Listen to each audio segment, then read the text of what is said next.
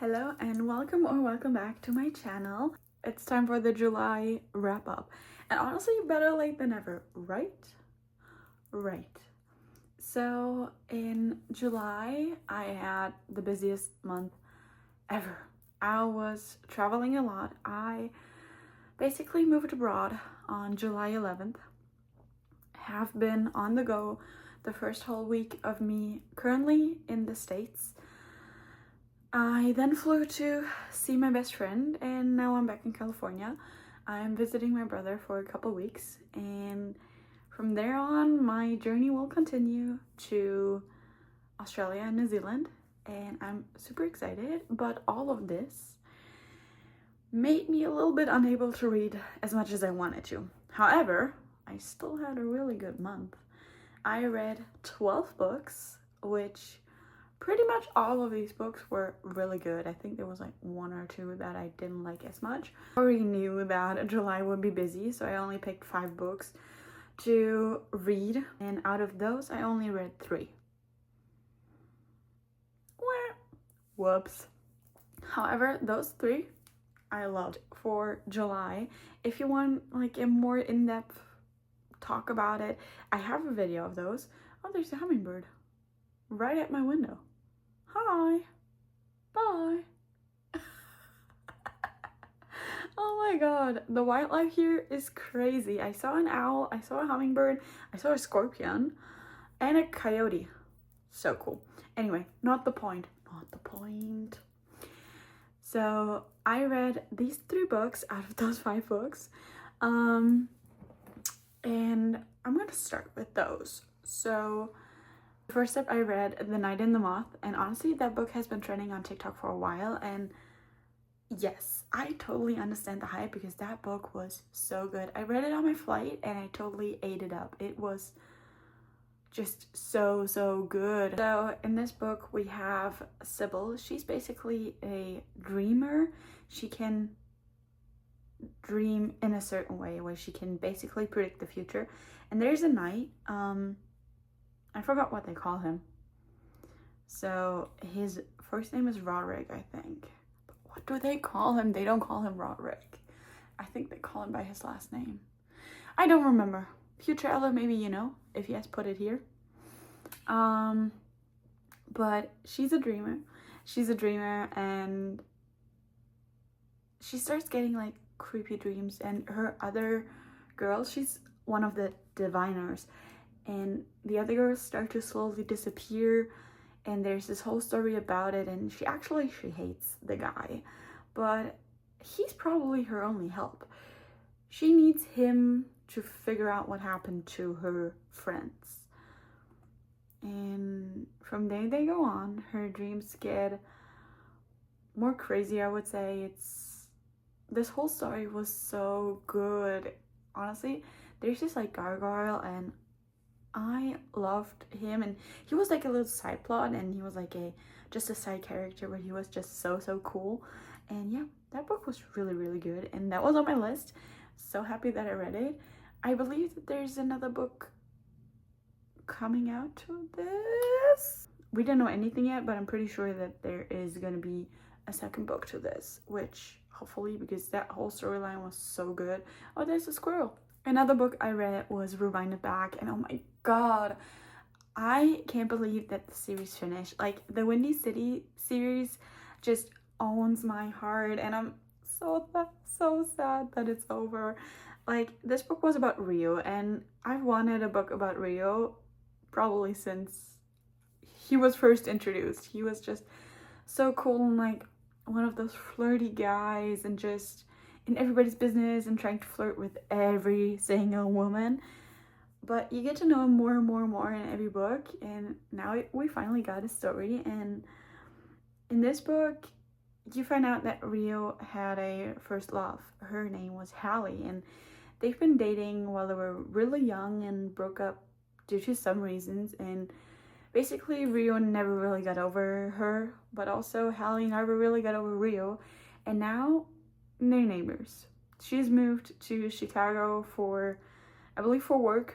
Rio's in Chicago, so they meet again because obviously they're no neighbors, and just such a good book, honestly. Like, the whole emotions in this were so intense and good. And next up on my list, and the last one that I read from the 5 books from July, is Power Play. Power Play is book number 2 in the DC Stars series.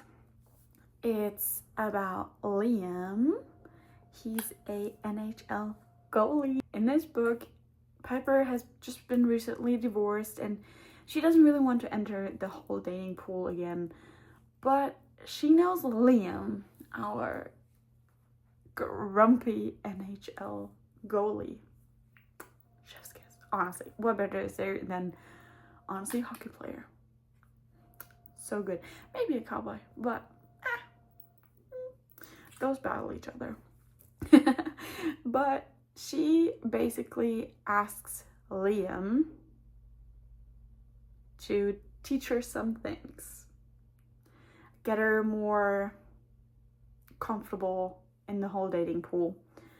Well, they end up in Vegas and suddenly they end up married. They don't really remember any of that, but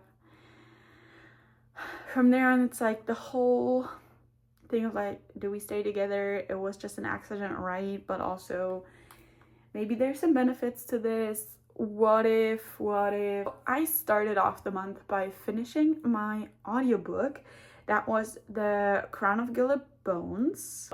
So I read, well, it was an audiobook, it was a dramatized version of it. This is book number 3 in the Blood and Ash series. However, I am listening to the dramatized audiobooks.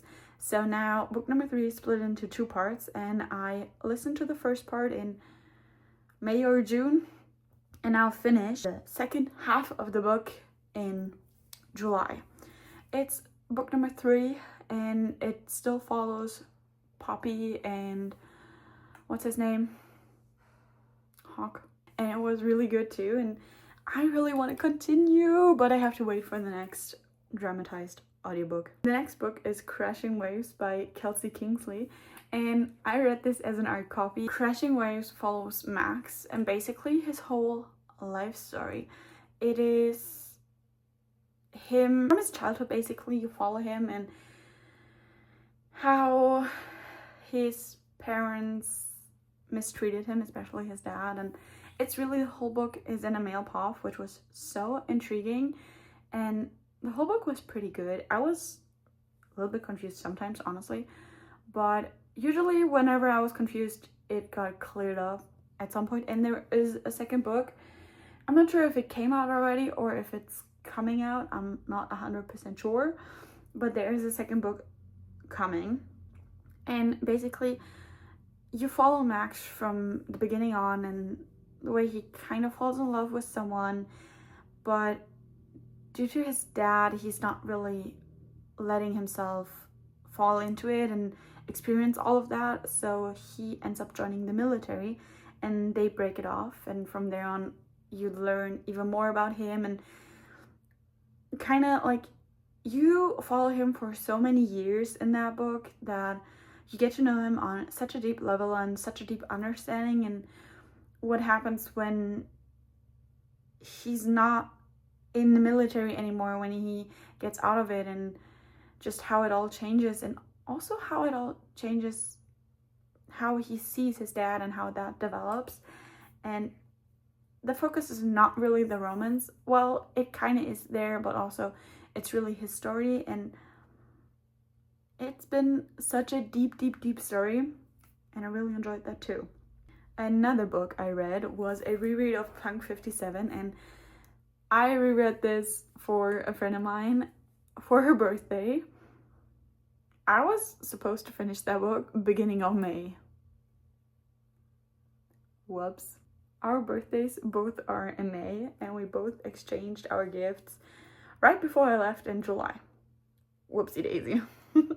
But I reread it, and Punk 57 is about Misha and Ryan, and they have been kind of like pen pals. They met through a program from their school, and they've been best friends for years and years and years. up until the day where Misha finds out who Ryan really is, and suddenly he hates her and disappears. And they actually meet in real life, but it's not fully clear, for her at least, that this is Misha. And the whole story of this book is basically they were perfect together until they met. And you just follow Misha and Ryan, how they go from the best friends to basically enemies. You know, such a good book. I love it.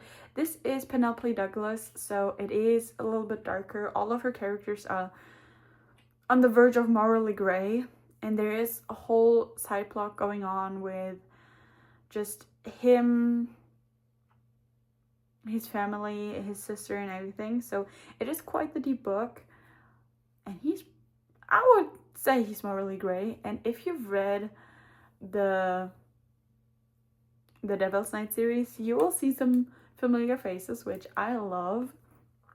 And in the Devil's Night series, you also heard of Misha already. But a really, really good book, and I loved rereading it. Another book I read is The Baby Dragon Cafe. It was so good.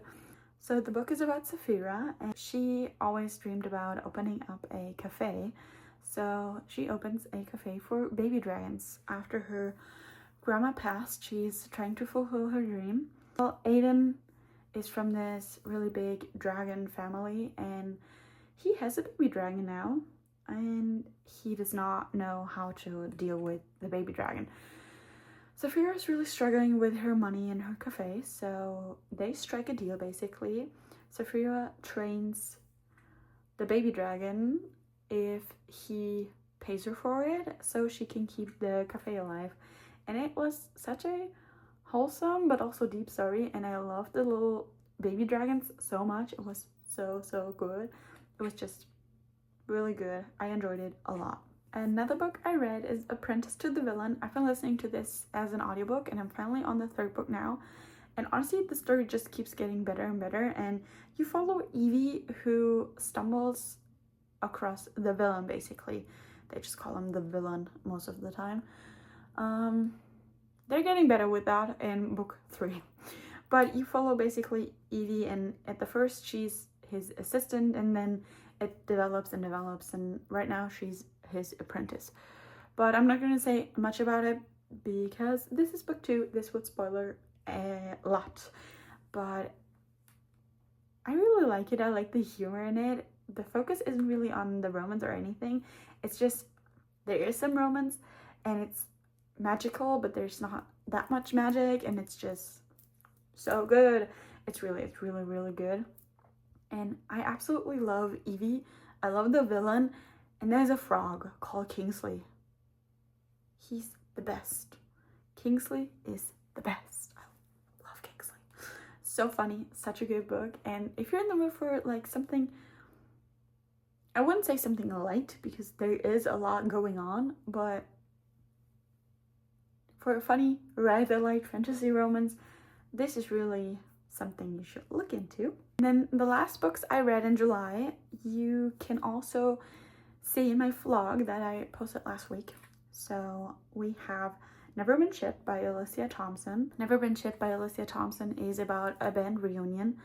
So Mika was in a band, and when she was like a teenager, like around 18, 19, I think they already broke up before they turned 21 or something, but she was in a band. So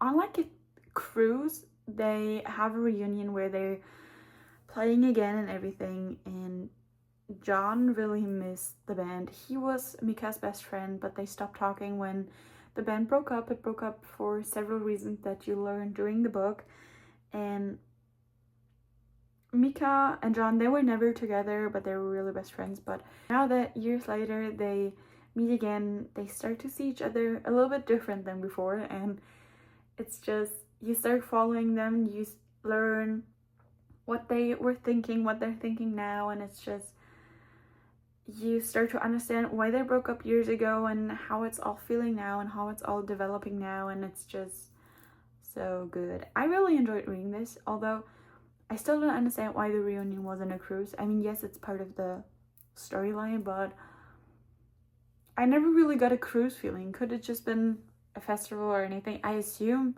for them to be trapped on water for a bit and having to face each other, but I don't know. Never really got the whole cruise feeling, but it was still a really good book. I love the writing style of Alicia Thompson a lot. Beneath the Stars by Emily McIntyre is another book I read, and this was supposed to be a buddy read with my best friend, but she started before I did and she finished before I even started, so I just read it at her place a couple weeks later. But it's about Alina and Chase, and they meet from a really young age on and basically fall in love with each other. And teenage Chase is annoying, so annoying, but at some point they break up due to something major happening, and basically he moves away and it's just this whole thing. But they meet again years later, and they're forced to work together, and you can tell that the feelings never really left. And honestly, adult Chase much better than teenage Chase. Alina's pretty cool. I really enjoyed the whole vibe in it. I mean, it's Emily McIntyre, so her books are also,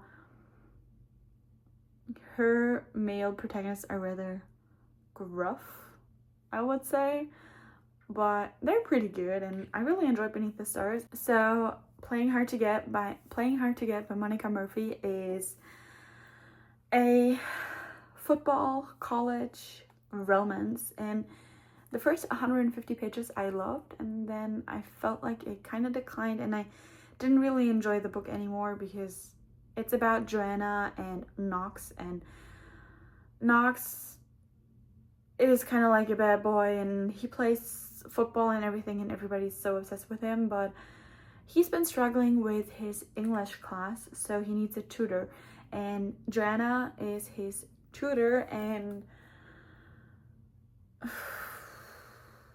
yeah, I don't know, I think the first 150 pages were really cute, and like you got to know the story, and then it just got really fast really quick.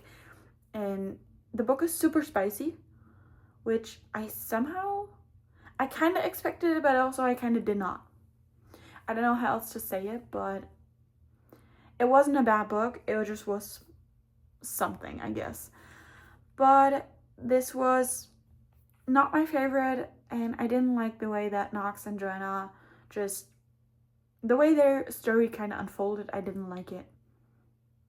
But I think the main story could be really good, and if you're in the mood for something spicy, this is definitely a good book for you. And the last book I read is probably one of my favorites.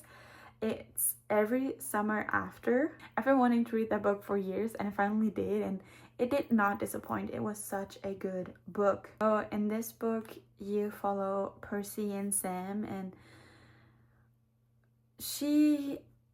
during every summer she got to the lake, and next door was Sam and his brother Charlie, and for years you followed them, and they developed a friendship. They developed feelings too at a later point. They had this huge friendship going on, and at some point they stopped talking, and she never came back to the lake, and she didn't see Sam again until one day Charlie calls her and tells her that Charlie and Sam's mom passed away, so he invites her to the funeral, and she shows up, and that's how she and Sam reconnect. And yeah, you basically follow them. You follow them while they go through all of their feelings, what happened when they broke up, basically, and why they didn't talk, and you really get to know their stories. And it was such a good read. It was such a fast-paced read, and I loved the whole summers at the lake vibe, the kind of like the flashbacks of the years. You get to follow every summer basically, and you get to know them on such a deep level, and it was a really good book, and I enjoyed it a lot. Well, that were my 12 books. Let me know if you read any of these. I hope you guys enjoyed the video. Thank you so much for watching, and I'll see you guys soon.